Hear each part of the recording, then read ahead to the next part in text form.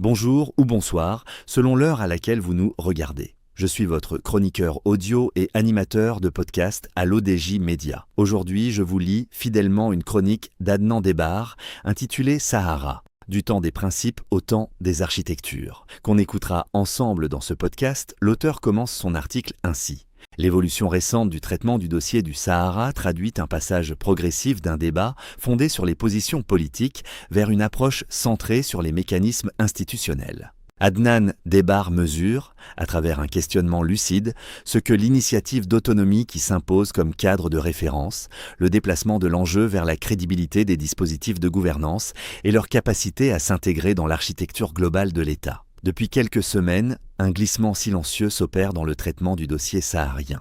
Il n'a pas fait la une des journaux, il n'a été annoncé par aucune déclaration fracassante. Pourtant, ceux qui suivent ce dossier de longue date l'observent distinctement. Le vocabulaire change, on parle moins de principes, de positions ou de revendications. On parle davantage de structures, de mécanismes, de modèles.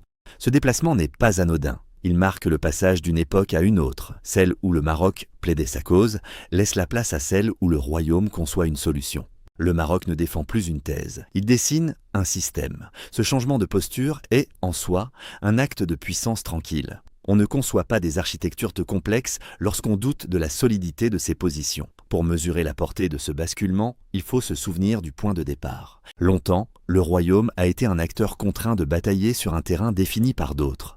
Face à une thèse indépendantiste dépourvue de fondements juridiques solides et de viabilité politique solide, il lui fallait sans cesse démontrer la légitimité de sa présence, rappeler les liens séculaires, exhiber les soutiens diplomatiques acquis de haute lutte. Cette époque est en voie d'achèvement. La résolution de 1787 du Conseil de sécurité a consolidé un basculement décisif. L'initiative marocaine d'autonomie s'impose désormais comme la base la plus sérieuse, réaliste et crédible du processus. Elle n'est plus une option parmi d'autres dans le débat diplomatique. Elle en est devenue le centre de gravité. Ce déplacement emporte une conséquence directe. L'autonomie elle-même change de nature. L'autonomie version 2007 était une proposition politique. Courageuse, novatrice pour son époque, elle ouvrait une porte là où n'existait qu'un mur. Mais elle restait, par la force des choses, relativement générale. L'autonomie dont on commence à dessiner les contours aujourd'hui n'a plus rien à voir avec un slogan. Elle devient un écosystème de gouvernance. Sans entrer dans une technicité excessive, on peut en évoquer les piliers. Des institutions élues, dotées de prérogatives claires et protégées par la hiérarchie des normes. Des compétences réparties avec précision entre ce qui relève de la région, ce qui relève de l'État et ce qui relève d'une gestion partagée. Des ressources, car une autonomie sans moyens financiers réels n'est qu'une coquille vide, articulant fiscalité locale, quote-part des richesses naturelles et solidarité nationale. Une justice de proximité capable de traiter les litiges sans fragiliser l'unité du droit. Une représentation qui donne une voix aux populations concernées. Des garanties enfin, constitutionnelles et internationales, qui rendent le dispositif irréversible. On le voit. Nous sommes à des années-lumière des débats abstraits sur le seul principe de l'autodétermination. On ne négocie plus un mot, on discute désormais d'un système. Et lorsqu'un État accepte d'entrer dans ce niveau de précision, c'est qu'il a définitivement quitté le registre du provisoire pour passer au structuré, ce qui déplace mécaniquement le cœur du débat. Le changement d'échelle a une conséquence majeure qu'il faut mesurer. La bataille de la reconnaissance diplomatique est, dans ses grandes lignes, gagnée. Les capitales qui soutenaient hier l'ancien paradigme se rangent, les unes après les autres, à l'évidence du réalisme. Le cadre onusien lui-même a intégré la primauté de l'initiative marocaine. Dès lors, le terrain de la confrontation se déplace. Il quitte les salons feutrés des chancelleries pour investir le champ plus exigeant de la crédibilité institutionnelle. Le monde, et singulièrement les partenaires du Maroc, n'attendent de plus des professions de foi. Ils attendent des architectures fonctionnelles, des mécanismes rodés, des modèles dont on peut vérifier la viabilité. Nous sommes sortis de l'ère de la preuve diplomatique. Nous entrons dans l'ère de la preuve par le fonctionnement, celle où il faudra démontrer que le modèle conçu tient ses promesses. Mais cette exigence nouvelle ne concerne pas seulement notre image extérieure, elle interroge en retour l'architecture interne de l'État. Car le déplacement vers la gouvernance n'intéresse pas que le Sahara. C'est ici que l'analyse doit prendre de la hauteur. Ce qui se construit au Sahara ne restera pas cantonné à cette région. Toute architecture territoriale d'une telle ambition produit une rétroaction sur l'État central. Les choix qui seront faits en matière de répartition des compétences, de fiscalité locale, de gestion des contentieux ou de représentation des populations ne sont pas neutres pour le reste du pays. L'autonomie du Sahara marocain n'est pas seulement un statut particulier accordé à une région. Elle est, qu'on le veuille ou non, un miroir tendu au modèle marocain dans son ensemble. Les solutions imaginées pour garantir l'efficacité, la transparence et la participation dans cette région préfigureront peut-être des évolutions plus larges. Le Sahara devient ainsi, sans excès de langage, un laboratoire institutionnel pour le Maroc de demain. Cette dimension est rarement soulignée. Elle est pourtant essentielle. Le Sahara n'est pas seulement un territoire à intégrer pleinement dans la nation. Il est, par la complexité même des défis qu'il pose, un modèle à assumer, une matrice pour des réformes futures. C'est précisément à ce niveau que surgit la question la plus délicate. Toute transformation institutionnelle profonde confronte inévitablement les États à leurs réflexes historiques. Les administrations façonnées par la centralisation et la culture du contrôle peuvent concevoir l'architecture du changement plus vite qu'elles n'en apprivoisent les implications.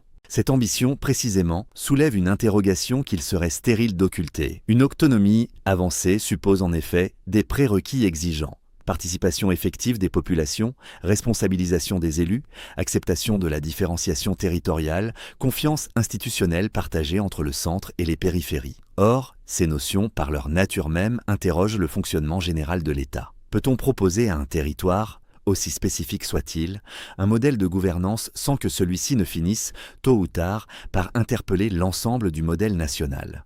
La question mérite d'être posée, non par esprit critique, mais par exigence de cohérence, car l'autonomie ne sera crédible à l'extérieur que si elle est perçue comme cohérente à l'intérieur.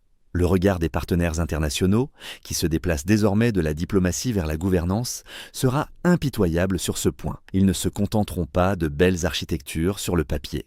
Ils observeront comment le modèle s'articule avec l'ensemble national, comment il s'intègre sans le fragiliser, comment il innove sans le déstabiliser. Ces interrogations appellent moins des postures que de la lucidité. Or, le Maroc a précisément atteint le degré de maturité politique qui lui permet de les aborder sans complexe. Il n'a plus à se justifier sur l'essentiel. Sa souveraineté sur son Sahara n'est plus sérieusement contestable. Ses efforts pour construire une solution réaliste et durable sont salués par la communauté internationale. Dès lors, l'enjeu n'est plus la défense de l'unité territoriale. Elle est acquise dans les faits comme dans le droit. L'enjeu devient la qualité de l'offre institutionnelle, la maturité des mécanismes proposés, la cohérence d'ensemble du dispositif. C'est le moment d'un débat adulte.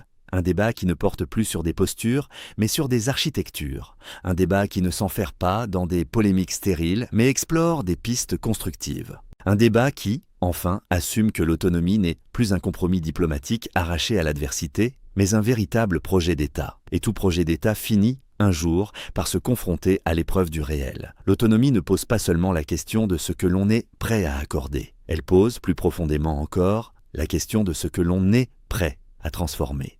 Le Maroc a franchi un seuil historique. Il est devenu capable de concevoir des architectures complexes, d'articuler unité et différenciation, de transformer une proposition politique en système de gouvernance. Reste une étape, peut-être la plus exigeante, celle où il lui faudra habiter pleinement ce qu'il a conçu, assumer toutes les implications de ses choix et démontrer par les faits la supériorité de son modèle. Le glissement silencieux que nous observons depuis quelques semaines doit maintenant se muer en mouvement assumé. L'architecte de la solution devra, pour finir, devenir l'architecte de sa propre cohérence. C'est à cette condition que le Sahara, d'objet de tension et de projection, deviendra pleinement ce qu'il peut être, une vitrine de la modernité marocaine et un laboratoire pour l'avenir. Merci d'avoir suivi cette lecture fidèle de la chronique d'Adnan Debbar. Je vous donne rendez-vous très bientôt pour une nouvelle chronique sur l'ODJ Média.